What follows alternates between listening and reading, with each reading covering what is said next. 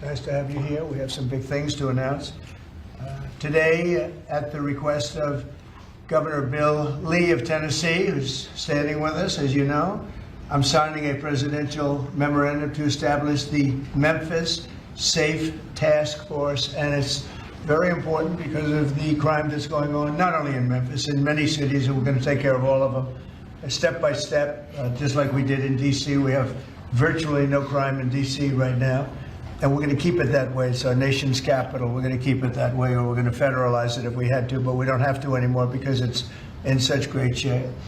This task force will be a replica of our extraordinarily successful efforts here, and you'll see it's a lot of the same thing, although the numbers here are really something. They're really bad. Now, we did send FBI in about 4 months ago to work, and it brought some of the numbers down, and they did a great job, but we're sending in the big force now. We also sent them into Chicago on a sort of a moderate basis, and we brought down crime a little bit in Chicago, but we're now going to bring it down very big. We're going to be doing Chicago probably next. I was with a great businessman, a man who is involved in all cities through his business, and I say, who do you think should be next after Memphis? And he said, sir, you've got to save Chicago. We're going to wait a little while. But he said, you got to save Chicago. You can't let it go. And this is a very prominent man that everybody knows. And this from another man in Memphis was saying, Bill, he was saying, very interesting, he's on the board of FedEx. And his hotel is about a block away. And he said, when I walked there, I said, you know, I don't want to do this again. I never want to do it again. And they won't let me walk there. They take them in armored vehicles. They take the board members of FedEx in armored vehicles like a block away to the hotel. This shouldn't be the U.S. This shouldn't be the United States of America. The task force will be a replica, as I said, and it's going to be, I think, equally successful. This is a tremendous success we've had in Washington, I can tell you, and everyone knows it. And people in the White House that work here and other people that I know are calling me and thanking me. They're going out to dinners. They're doing things that they haven't done in years. The effort will include the National Guard as well as the FBI, ATF, DEA, ICE, Homeland Security investigations, and the U.S. Marshals, and more along the prosecutors. We're going to have DOJ led by U.S. Attorney for the Western District of Tennessee, who is here or not here? Who's that person here? Not here. That person is going to be very busy. So we're going to have U.S. Attorney for the Western District of Tennessee, and most importantly, Pam Bondi's here. She's heading it up, and she's doing an unbelievable job in every respect beyond this. So also worked with some of the members of the team right here on D.C., and we're very proud of that effort. We essentially had the crime down to a very low rate in 12 days, and within another 10 days after that, it was so incredible. And it continues at that level, and we're going to continue. We have to because it's our capital. This team will deploy the full powers of federal law enforcement agencies and enforcement generally to restore public safety and get dangerous career criminals off of our streets. We're going to get them off. In 2024, Memphis had the highest violent crime rate, the highest property crime rate, and the third highest murder rate of any city in the nation. Other than that, they're doing quite well, thank you. A person is 4 times more likely to be murdered in Memphis, Tennessee today than in Mexico City. It's been, and you know Mexico City is not a cakewalk.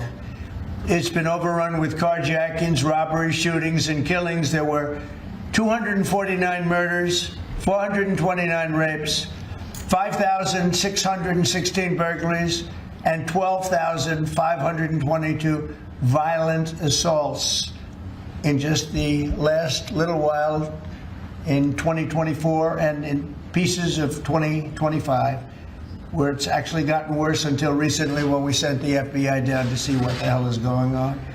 Last month, a vicious thug carjacked an elderly woman parked at the movie theater, dragged her out of the car, and body slammed her into the pavement, where she is still trying to recover. Probably won't be successful. So we're not going to allow this kind of savagery to destroy our society anymore. We're stopping it. We're doing it one by one, time, but we want to go quickly. We don't want to lose Chicago. We're going to lose Chicago. We're going to lose places like you go to St. Louis. St. Louis, we're going to lose St. Louis. We're not going to lose. We want to save these places. You're going to lose them.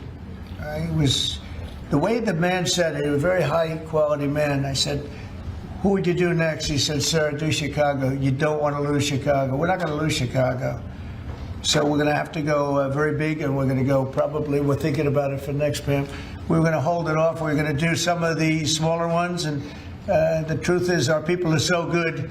Gaddy, you're doing a great job wherever you may be. We're doing so good that I don't think we need too much practice, right? But we got to go and save our big cities, our great cities. Chicago's a great city, and we're going to make it great again very soon. And I think we can do that. Despite the tremendous size, I think we can do a real job, and we're going to give you the resources that you need. So with that, I'd like to just end by saying we're going to make Memphis safe again, and I'd like to ask Governor Bill Lee to say a few words, and then Pam can talk, and anybody else you'd like to talk to. We'll go through the whole list. We have all day long if we have to, because this is a very important thing. We have to save our country from violent crime.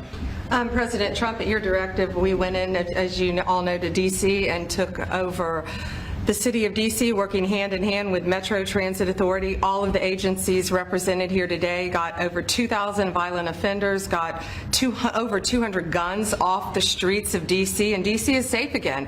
And now, Governor, working with you and working with our 2 U.S. senators and all of our agencies working hand in hand, we're going to do everything we can to make Memphis safe again. That was President Trump's directive to us, and it's easy to do when you're working with such great leaders. And Secretary Noem, you have been instrumental in this, and Director Patel has already been into Memphis and gotten so many violent offenders and guns off the street, and that's what started it.